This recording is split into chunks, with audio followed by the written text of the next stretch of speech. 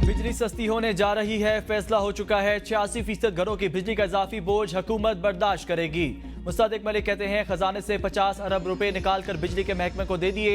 IPPs के issue पर जमात इस्लामी से मुज़ाकरात नतीजा खेज होंगे। वज़ीर आज़म इस मामले में कम से कम 3-4 कमेटियां बना चुके। हर बंदा इस मामले को एक खास जाविये से देख रहा है। मकसद सिर्फ एक है, गरीब आदमी पर बोझ कैसे कम करना है।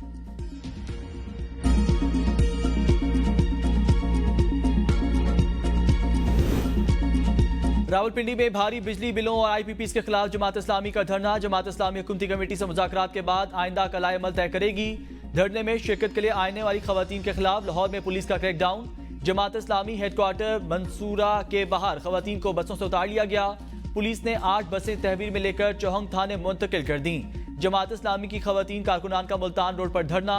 हाफिज नईम कहते हैं जिस मसले के लिए हम निकले हैं, पाकिस्तान के हर घर का ये मसला है। इस्लामाबाद तो जा सकते हैं, पीछे नहीं हटेंगे। बिजली की कीमत जितनी है उतनी ही ली जाएगी। लोगों को तनख्वाहों से ज्यादा बिजली के बिल आ रहे हैं। अवाम का पैसा हुक्मरानों की याशियों के लिए नहीं। पाकिस्तान में तनख्वाहदार लोग हैं, सोलर सिस्टम नहीं लगा सकते।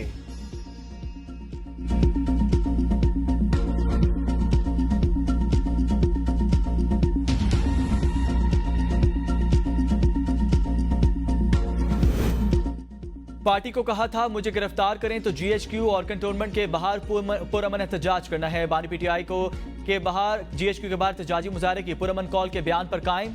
अडियाला जेल में सहाफियों से गैर रस्मी गुफ्तगू में कहा मेरे बयान को ऐसे पेश किया गया जैसे मैंने नौमई वाकयात का इतराफ या जुर्म किया हो। GHQ के बाहर पुरअमन एहतजाज पर मैंने 3 वीलॉग्स भी किए हैं। 12 मरतबा पुलिस तफ्तीश में भी GHQ के बाहर पुरअमन एहतजाज का कह चुका। मेरे पास सबूत है। 18 मार्च को जुडिशियल कम्प्लेक्स के बाहर मुझे कत्ल किया जाना था। जहां से मसला होता है वहीं एहतजाज होता है। न्यूट्रल जानवर नहीं, गैर सियासी होता है। गवादर वाकये के मुतालिक सोशल मीडिया पर जाली तस्वीर और वीडियोस के जरिए बदनीति पर मबनी प्रोपेगेंडा किया जा रहा है। पुरअमन रहने वाले रहनुमाओं के खिलाफ कोई कार्रवाई नहीं होगी। वज़ीर आला बलोचिस्तान सरफराज बुगटी कहते हैं हिंदुस्तान के मीडिया ने मामले को उठाने की कोशिश की। बलोच कत्ल हो तो कोई बात नहीं करता। खवातीन पार्लियामेंटेरियंस की तजलील की कोशिश की मजम्मत करते हैं। जत्थों को कानून हाथ में लेने की इजाजत नहीं देंगे।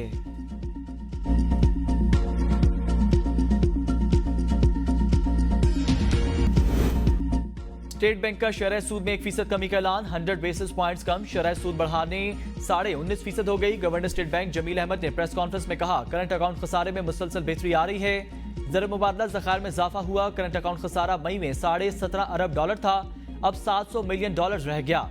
स्टेट बैंक के रिजर्व में बेहतरी आई है। मजमूई दरामदाद को खोल दिया गया। रिजर्व में बेहतरी से एक्सटर्नल अकाउंट्स में बेहतरी आई। रवा माली साल के दौरान महंगाई 11.5 से 13.5% की दरमियान रहेगी।